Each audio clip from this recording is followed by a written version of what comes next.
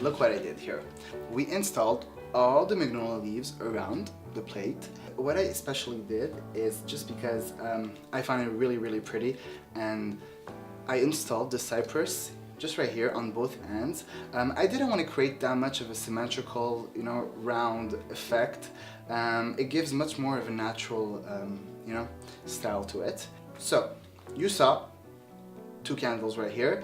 If you can see carefully, one of them is shorter than the other one, and they're pretty close. So yes, I put them in the middle. I didn't put them down symmetrical just because when you look at candles burning, it's always pretty to see one that is burning more fat than the other one. I think it creates a beautiful dimension to the piece when you have your guests there. These are going to be the starting point of the next step of your centerpiece. These guys here, Epiricum, I forgot to present them at first, but they're really important. They come in several colors. We chose white just because, you know, it's Christmas. I love it, and it's gonna bring a lot of nice contrast with the green leaves. So you clean them from all their leaves. You cut it. You always make sure that you cut it at the right point. It's always better to cut it longer than shorter. You know, just like this, it's perfect. And you're gonna come and bring them in the middle, just right here. It's gonna start really well, your centerpiece here, and you're gonna be able to expand everything. So next, wax. So color contrast, beautiful raspberry color, just right here. Next one, the Sophie rose. You clean them from their petals if the petals are getting old. There you go. You insert it just right here, just like this.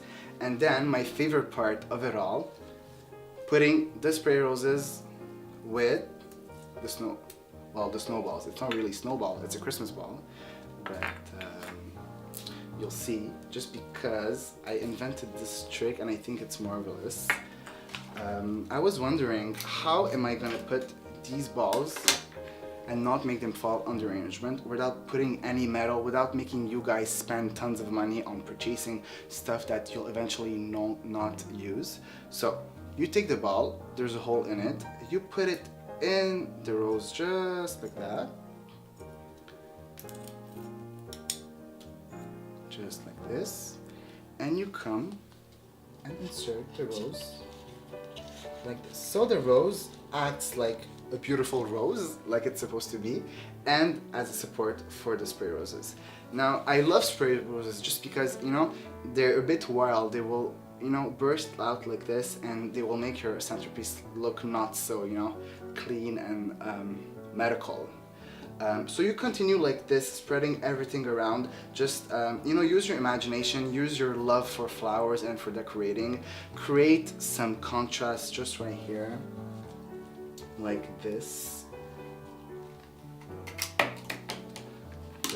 Here, like that. Take some golden cypress.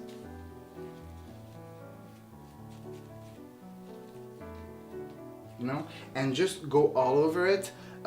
You don't need that much, so I'll say you'll need around maybe 5 Sophie roses, maybe 4 stems of spray roses, and these Epiricum maybe 4 also, and wax also 4 or 5, to expand everything and for everything to look super natural and super pretty. Next step, I'll show you how it looks.